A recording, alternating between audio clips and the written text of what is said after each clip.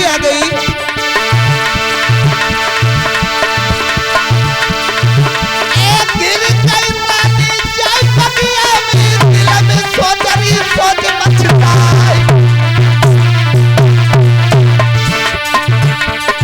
देखे भालू और बंदर चेहरा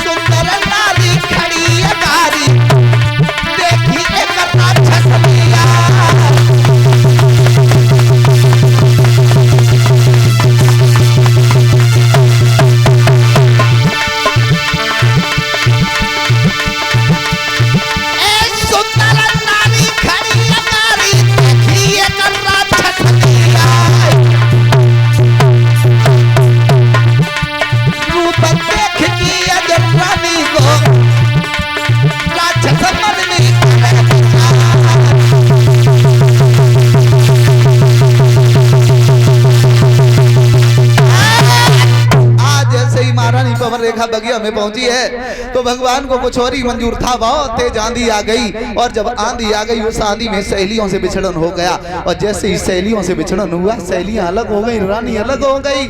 भाइयों उस आंधी में राक्षस आने जाने लगे हैं और एक दुर्मिलिक नाम का राक्षस ने जिस समय रानी की सुंदरता को देखा सोचने लगा भगवान इतनी सुंदर औरत और आंधी में और बगिया में अब इसे तो मैं छोड़ेंगे नहीं, इसके पतिव्रत धर्म को नष्ट करेंगे। अब राक्षस सोचने लगा पतिव्रत धर्म को नष्ट तो करेंगे लेकिन पतिव्रता औरत का धर्म नष्ट करना हर किसी की बात की दम नहीं है। तो राक्षस सोचता रहा कि अब करें तो करें क्या। तो भाइयों उस राक्षस ने सोच समझ करके महाराज उग्रसेन का रूप धारण किया और उग्रसेन का रूप धारण करने के बाद रानी पवन रेखा के करीब पहुंच गया। पवन रेखा ने जिस समय देखा जवाब दिया महाराज तुम, अरे तुम्हें तो घर पे छोड़ के आए थे, तुम यहाँ कैसे आ गए। आज वो राक्षस राजा के रूप में बोला भद्रे जब तुम चली आई तो हमें घर पे कुछ अच्छा नहीं लगा। मैंने सोचा कि मेरी पत्नी जो है वो बगिया में गई है, वो कैसे रह रही होगी, इसलिए रानी अरे दूर क्यों खड़ी हो, इधर आओ मेरे पास बैठो आकर के। रानी ने जवाब दिया महाराज जरा शर्म करो, बाग में है कहीं मेलों में नहीं। बोले कोई बात नहीं, हुआ ऐसा।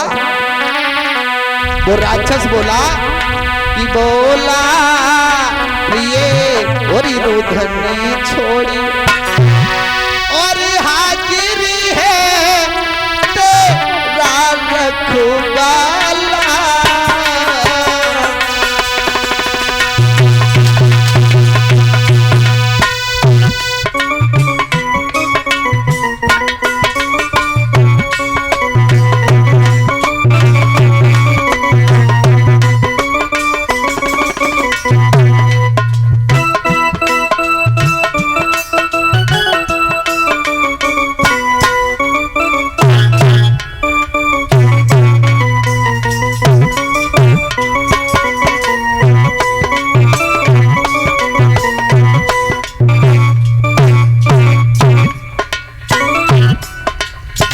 जवाब दिया तुम देखने में बहुत सुंदर हो रानी, जब मैंने देखा है कि तुम बगिया में अकेली गई हो तो मुझे चैन नहीं पड़ा। अरे दूर क्यों खड़ी हो,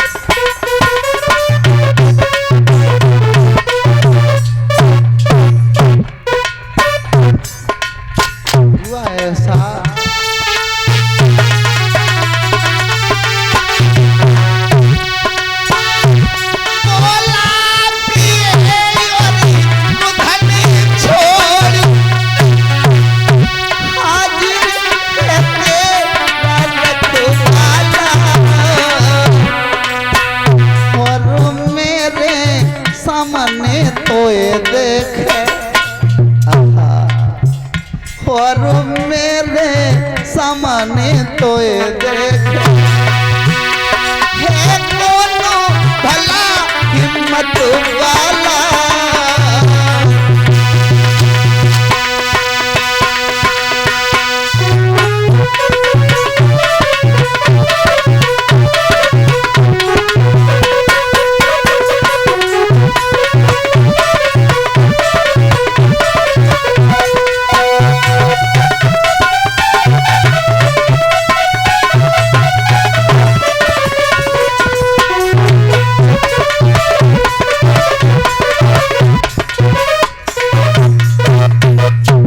जवाब दिया रानी।